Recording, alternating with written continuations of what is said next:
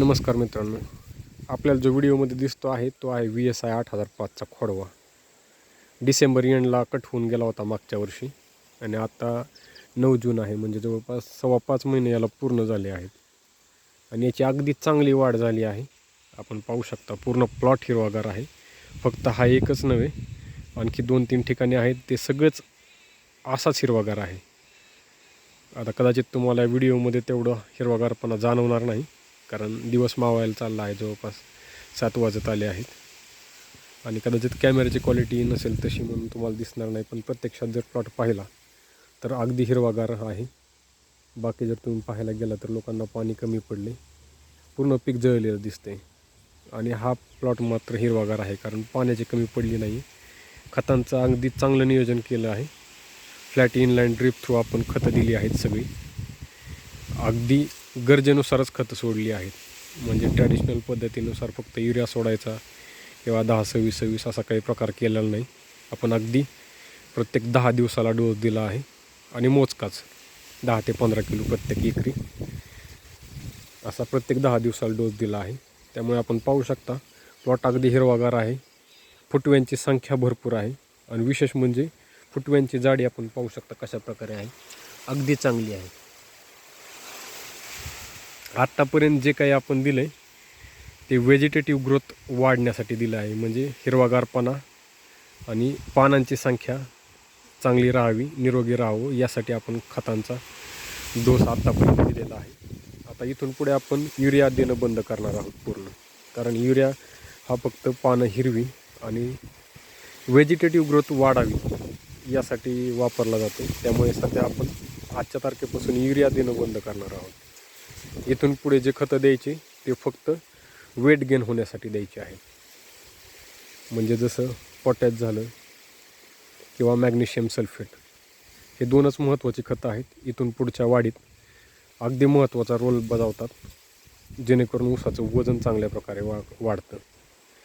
Urea इथून पुढं देणं थांबवलं पाहिजे, म्हणजे 4 ते 5 महिन्याच्या अंतरानंतर युरिया देणं ऊस पिकासाठी चुकीचं आहे इन द सेन्स, इथून पुढे जर युरिया दिला तर पानांची ग्रोथ वाढते आणि इथून पुढे पानांची ग्रोथ वाढणं महत्त्वाचं नसून अगदी थोडासा टप्पा राहिलेला असतो, अगदी 4 ते 5 महिन्यांचा, म्हणजे शेवटच्या महिन्यात ते 2 महिने कटिंगच्या अगोदरही आपण खतं देणं बंद करतो, म्हणजे जवळपास 4 ते 5 महिने जास्तीत जास्त आपल्याकडे शिल्लक आहेत. आणि त्याच वेळेमध्ये वजन वाढणं महत्त्वाचं आहे आणि वजन वाढण्यासाठी युरिया पूर्णपणे बंद केला पाहिजे. 10-26-26 झालं किंवा युरिया अशी खतं पूर्णपणे बंद केली पाहिजेत. इथून पुढे फक्त मॅग्नेशियम सल्फेट आणि पोटॅश, एकरी 2 बॅग पोटॅशच्या आणि 25 ते 30 किलो मॅग्नेशियम सल्फेट एकरी गरजेचं असतं. आपण तर प्रयोग करून पाहणार आहोत काय बदल दिसतो ते. मागच्या वर्षी जेवढं आपलं टनेज निघालं होतं त्यापेक्षा 5-10 टन जरी जास्त निघालं तरी आपण जो खतांचा प्रयोग केला आहे तो सक्सेस झाला असं म्हणता येईल. आपण या व्हिडिओमध्ये पाहू शकता प्लॉट पूर्ण हिरवागार आहे. तुम्ही जर बाकी प्लॉट जर पाहिले की तर इथं पूर्ण वाळलेले आहेत, म्हणजे शेतकऱ्याला ऊसाकडे बघवतही नाही अशा प्रकारची अवस्था आहे. पण ते हातातली गोष्ट नाही, पाणी कमी पडल्यामुळे काही करू शकत नाही. हातबल अशी अवस्था असते शेतकऱ्याची, पण आपल्याला पाणी कमी नाही पडलं म्हणून प्लॉट चांगला आहे. इथून पुढे आता महत्त्वाचं टार्गेट आहे वजन वाढवणं, आणि त्या दृष्टिकोनातून आपण प्रत्येक 10 दिवसाला 10 ते 15 किलो अशा प्रमाणात मिक्स ती दोन्ही खतं सोडणार आहोत, जेणेकरून आपल्याला आणखी 4 महिने आहेत, 4 ते 4.5 महिने आहेत, तोपर्यंत आपण खतं सोडणार आहोत. आणि कटिंगच्या अगोदर 1.5 ते 2 महिना खतं पूर्णपणे बंद करायचे आणि फक्त पाण्याचं नियोजन ठेवायचं. तुम्हाला थोडंसं आतमध्ये दाखवतो कशा प्रकारे वाढ झाली आहे. कुठेही आतमध्ये शिरायला जागा नाही, अगदी पॅक आहे. आपण पाहू शकता ही बाहेरची सरी आहे, हे इकडं आपलं शेवग्याचं क्षेत्र आहे आणि शेवग्याच्या लागूनच आपला ऊसाचा प्लॉट आहे. आता जर आतमध्ये जायचं म्हणलं तर तुम्हाला कुठेही जागा दिसणार नाही. हे पहा, मला जे दिसतं आहे ते व्हिडिओत येत नाही, पण तरी तुम्हाला दाखवण्याचा प्रयत्न करतो. हे पहा, अशा प्रकारे फुटवे आहे. आत कसलंही तण नाही, सगळं साफसफाई केलेली आहे आपण. अंधार पडायला सुरू झाली आहे, त्याच्यामुळे व्हिडिओ काही क्लिअर येणार नाही. पण आता मी तुम्हाला हातात धरून दाखवतो. 3 ते 4 कांड्या बांधलेल्या आहेत आता जवळपास 5 महिन्यात. पण इथून पुढं वजन वाढणार आहे. आता तुम्ही म्हणाल कांड्यांची संख्या जास्त असायला पाहिजे होती, जाडी चांगली असायला पाहिजे होती. पण आपण आत्तापर्यंत प्लॉटला फक्त टिकवण्याचा प्रयत्न केला आहे भरउन्हात. हे पहा, अशा प्रकारे फुटव्यांची संख्या आणि जाडी आहे. आतापर्यंत आपलं मेन टार्गेट होतं की त्याला जागवायचं टार्गेट आपलं कंप्लीट झालं आहे. आणि आता चालू झालं आहे वजन वाढवायचं.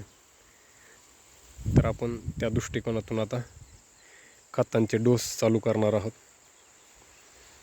आता पाऊस चालू झाला आहे, म्हणजे पाण्याची तशी रिक्वायरमेंट जास्त राहत नाही. म्हणजे मोटरवरती अवलंबून किंवा पाण्याच्या स्वतःवरती अवलंबून राहायची गरज नाही. पावसातूनच पाण्याची याची रिक्वायरमेंट पूर्ण होते. आता फक्त खतं सोडण्यापुरतंच पाणी चालू करायचं.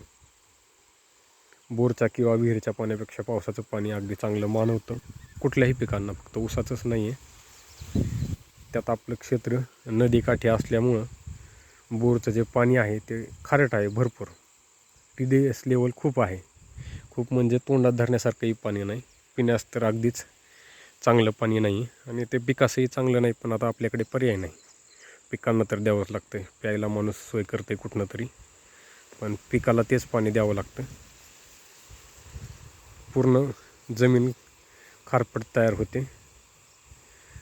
पण आता इथून पुढं पाऊस चालू झाला आहे. जून आहे, अगदी मागच्या 2 दिवसात थोडा पाऊस झाला आहे. आपण पाहू शकता या अशा प्रकारे थोडंसं ओलं झालं. हे पावसामुळेच ओलं झालं आहे.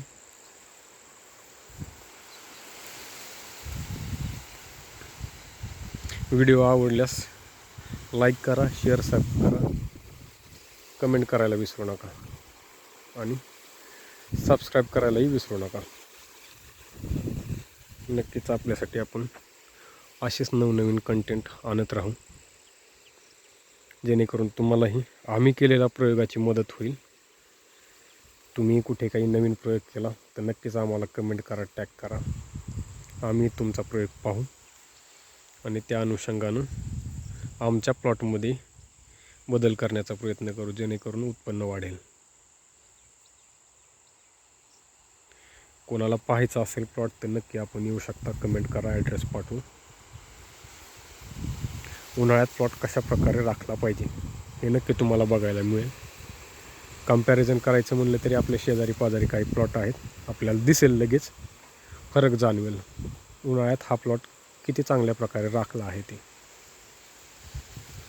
व्हिडिओ म्हणजे त्याची क्लॅरिटी, क्वालिटी येत नाही आहे, कशा प्रकारे हिरवागार आहे ते.